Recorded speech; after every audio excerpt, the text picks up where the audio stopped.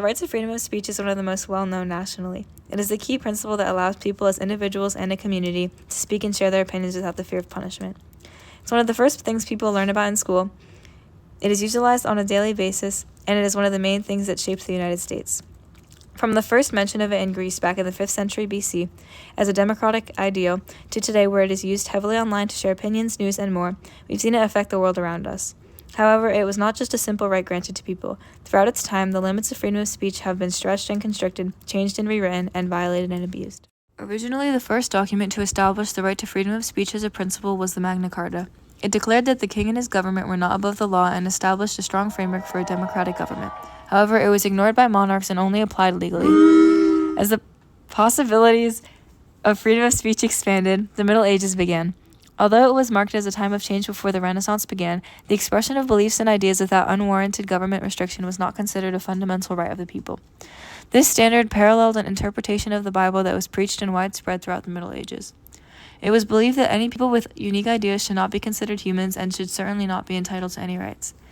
As the Renaissance happened and the views of the people changed, the idea of speaking freely was no longer shunned by society and was instead more encouraged. While the Renaissance was happening in England, so was the English Civil War, which was fought against the unfair monarchy. It pushed the principles that the Magna Carta had introduced, resulting in the eventual creation of the English Bill of Rights.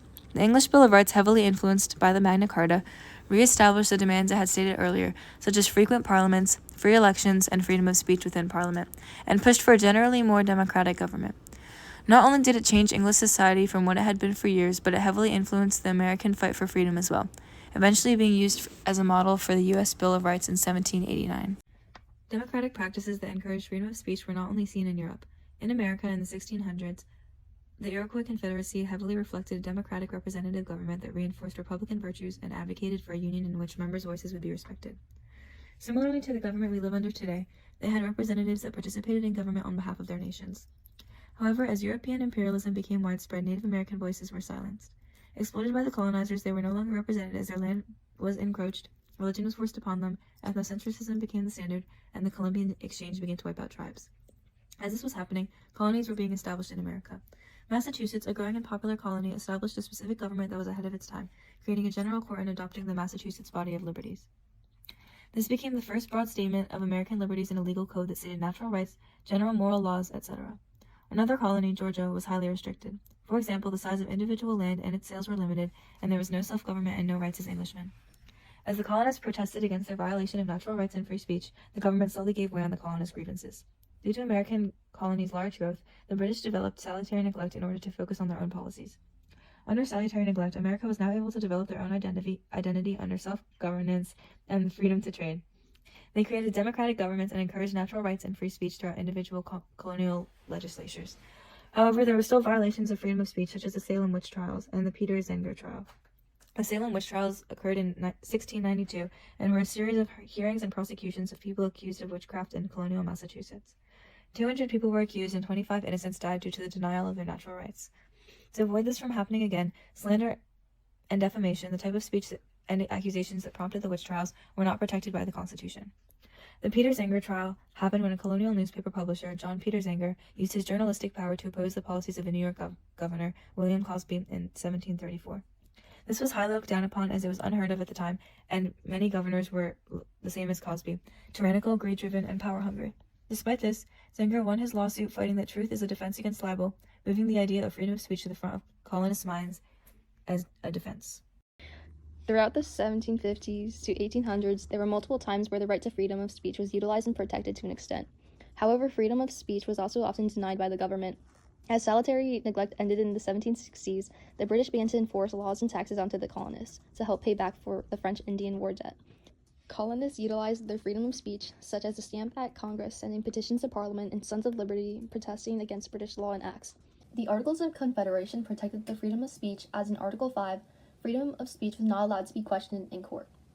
In the 1787 Constitutional Convention, Indians not taxed were exempt from representation in the U.S. House of Representatives.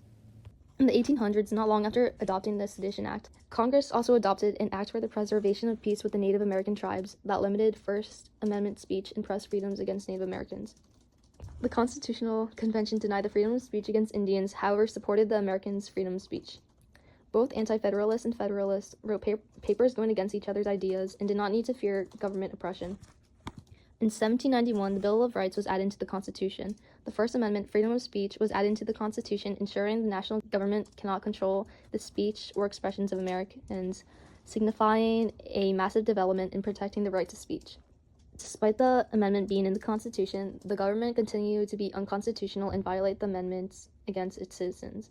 In 1798, the Sedition Act was created, where it was a crime to insult or spread rumors of the American government or president. Those who violated this act would be sentenced to jail or had to pay a fine. The Sedition Acts denied the freedom of speech to Americans. The Sedition Act can be seen as an abuse of power of the government to prevent increased support of the Democratic Republicans. The case of Matthew Lyon also represented the government violating freedom of speech. Matthew Lyon, who was a Democratic Republican, wrote public letters attacking John Adams and had to pay a fine of $1,000 while also serving 4 months in prison. Another event during the 1750s to 1800s demonstrating a violation of freedom of speech is the State v. Gruber case in 1819. A priest named Gruber preached his thoughts of slavery being a sin to crowds of people, and as a result got arrested and had a case in court. However, the Supreme Court justice defended Gruber's rights. His case demonstrated that there was a development of Supreme Court justices supporting the freedom of speech, which was not seen in Matthew Lyon's case, where the judge was biased towards Federalists. Freedom of speech was often denied by the government when coming to the discussion of slavery rights, as also seen with the gag rule. Discussions of slavery were prohibited in Congress, and speaking out against slavery in Congress was banned. Despite the amount of times the government denied the freedom of speech to Americans, there were cases where it was protected. In 1813, with the case of People v. Phillips, religious and speech rights were protected. A priest named Coleman refused to reveal the identity of a confessor who committed a crime, and the case was offered to be dropped as the government cannot force information out of religious confessions. This case demonstrated the First Amendment being enforced, where the priest was not forced to reveal information. In 1868, the 14th Amendment was added into the Constitution, which says that states cannot abuse its power against citizens. This helped to protect and extend the First Amendment to state and local governments, as this amendment ensured state and local governments do not abuse their power against the citizens. Over time, the protection of freedom of speech had strengthened, however, was still violated on multiple occasions by the government. The Hatch Act is a law that limited the power of federal and government employees and banned the use of federal funds for electoral purposes, and also banned the promising of public jobs and funds for political support. The act prohibited federal workers from taking part in any political campaigns, such as running for office or giving speeches in or on behalf of partisan political campaigns. Critics thought that this law limits First Amendment rights, and this act was later amended twice. In 1940, Congress amended the act to include not only federal employees, but also state and local employees whose salary came from a federal fund, applying the law to all. In 1993, Congress again amended the Hatch Act to allow most federal employees to engage actively in partisan political management and political campaigns. The amendment allowed employees to express and talk about their opinions on political subjects more openly and One example of freedom of speech limits expanding is when Meta wanted to start getting rid of fact-checkers on Facebook and Instagram because it has led to too much political bias. Back in 2016, there was a fact-checking program that was created to stop the spread of misinformation. However, it just led to many controversies being created, such as hate speech, anti-vaccination stories, etc. Many Trump supporters say that their voices are getting restricted with this fact-checking policy. Now, Zuckerberg is getting rid of the fact-checking policy and replacing it with community notes, just like the app X. Zuckerberg was inspired by Elon Musk's idea, and instead of fact-checking for smaller things, the system will only censor illegal things such as drug use, child exploitation, terrorism, etc. He claims that he'd rather have systems catch less bad stuff and not restrict as many innocent voices as when the systems censor too much. By getting rid of the fact-checking policy, he got rid of all political bias, letting people speak their minds freely. Meta calls this change political pondering, and this shows that they are expanding the user's freedom of speech on Meta apps such as Facebook and Instagram.